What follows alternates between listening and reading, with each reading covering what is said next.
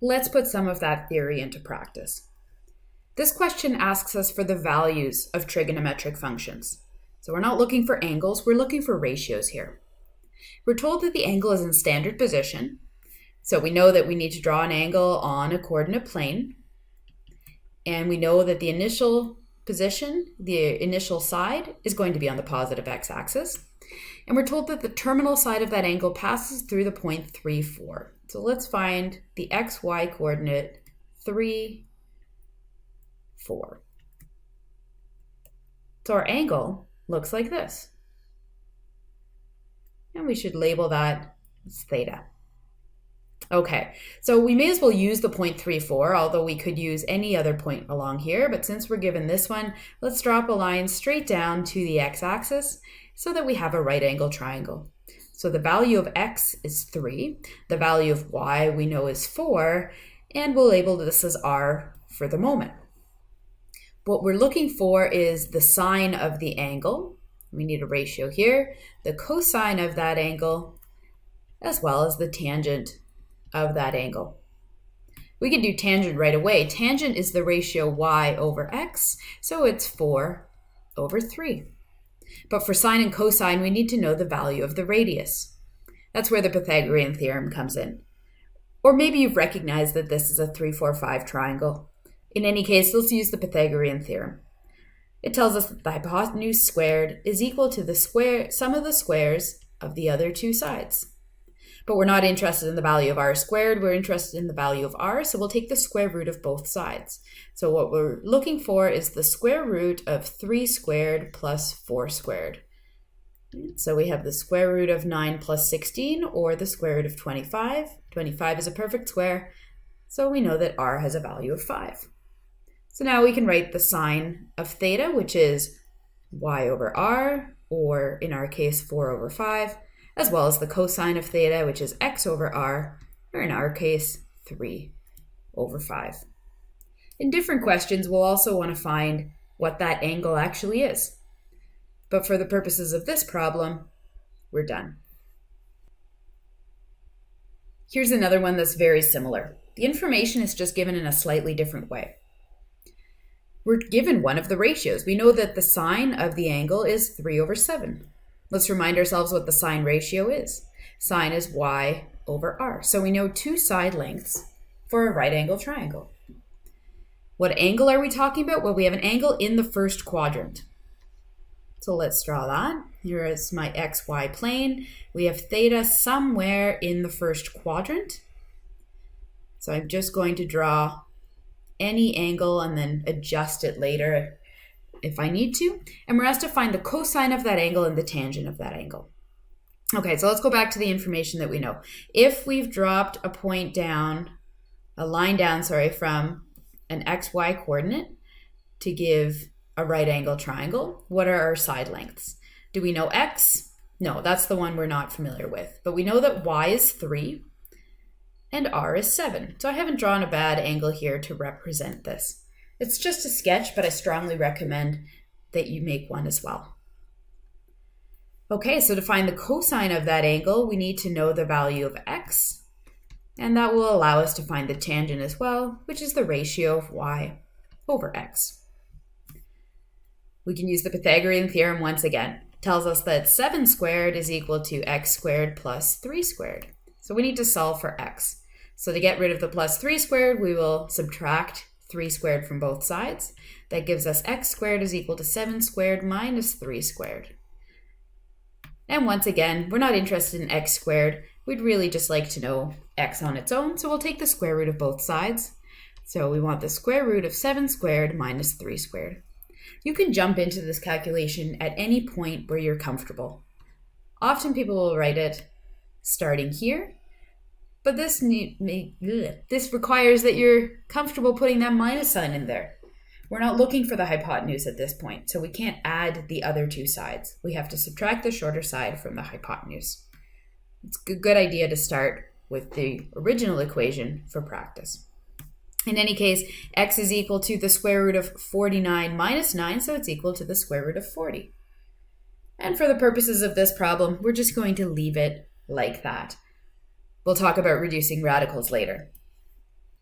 So the cosine of the angle, therefore, at x over r is the square root of 40 divided by 7.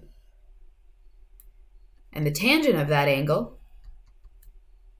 is y over r, so y over x, so it's 3 over the square root of 40. And those are the exact answers, so we'll leave them like that. If you like, you can punch these into your calculator and get a decimal equivalent, and that would be appropriate as well. But I'll leave it like this. Before we go any further, let's try some calculations. For these ones, you will need your calculator. You're either given the angle and asked to find the trig ratio, or you're given the ratio and asked to find the angle. This is arguably the easier of the two. We're asked to find the ratio that corresponds to the sine, or that corresponds to 65 degrees, specifically the sine ratio, so the y over r. Although you don't actually need to know what you're finding in order to do this with your calculator, I think it's useful if you know what the value is that's being returned. Okay, so if you type the sine button and 65 into your calculator, making sure you're in degree mode, you'll find that the ratio is 0.91. Similarly, if you hit the tangent button and then punch in 35.5, again, making sure that your calculator is set to degrees, you'll find that the ratio is 0.71. What did we just find? We found that for an angle of 35.5 degrees, the ratio of y to x is 0.71. And finally, let's try cosine just to do another one. Hit the cosine button, punch in 89.5, and you should find 0.0087. So very close to 0. So we're approaching 90 degrees. We're almost leaving the first quadrant, and our ratio is approaching 0. We'll play with these ideas in the Zoom class. Okay, so if we know how to find the trig functions, the ratios, now we need to know how to find the angles. So if the sine of an angle is given by y over r, our goal is to isolate theta. Now, in order to undo the taking of the sine, we use the inverse of the sine function, or just the inverse sine. In other words, we take the inverse sine of both sides. That liberates theta, leaves us with just the angle on the left-hand side, and asks us for the inverse sine of y over r. A note about inverse sine here, this is fairly terrible notation. Usually, raising anything to the power of -1 asks you to take the reciprocal, but we know that the reciprocal of sine theta is 1 over sine theta. In this case, taking sine to the -1 does mean, so sine to the -1 of a ratio does mean that we're looking for the inverse. We're doing the opposite of taking the sine of an angle. So that's a little bit unusual to trigonometry. So that means that if we know the sine of an angle, for example, the sine of this angle is 0.9114, we can determine the value of that angle. Simply take the sine of both sides, and that leaves us with just theta on the left-hand side. And now we need to take the inverse sine of 0.9114 on the right. You're going to hit second function, and then the sine button, and that accesses sine to the -1. Punch in 0.9114. And from that, we should get 65.7. The units for that angle are in degrees as long as your calculator is in fact in degree mode. Exactly the same process will give us the angle if we know the cosine or the tangent. So if we take the inverse cosine of both sides here, we get theta being equal to the inverse cos of 0.3261. And that will give us an angle of 71.0 degrees. Similarly for tangent, we're looking for the inverse tangent of 2.47, and that gives us an angle of 68.0 degrees. Now that we've done a little more work with calculations, let's return to one of our previous problems. In this question, we were only asked about the values of the trigonometric functions. So it was sufficient to say that we knew that sine theta was 4 over 5. We didn't need to know what angle we were actually talking about. But we have some more information now, some more tools, so let's find that angle. That will also give us a second way to solve the same problem. Let's look at sine. So sine theta is equal to 4 over 5. Since the angle is the same for sine theta, cos theta, tan theta, we're talking about that same angle in each case, we can choose any of the three trig functions. To find the value of the angle, we take the inverse sine of both sides. So we find that the angle is equal to the inverse sine of 4 over 5.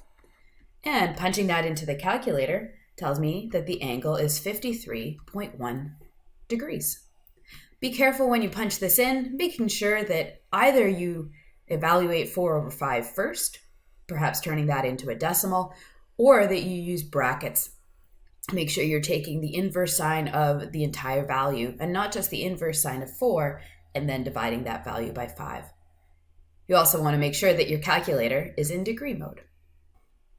Once we know the angle, we didn't actually need to go through using the Pythagorean theorem to determine the value of the radius in order to come up with the cosine of that angle or the tangent of that angle.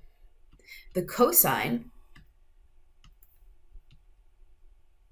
of 53.1 degrees can be easily found using your calculator.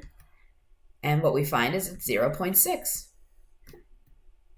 Is that the same as 3 over 5? Absolutely. 3 divided by 5 is 0.6. Similarly, we could have found the tangent of the angle, 53.1 degrees, in the same way. We get 0.8. Let's look at that one more time with this example. In the initial problem, we're told that the sine of the angle is 3 over 7.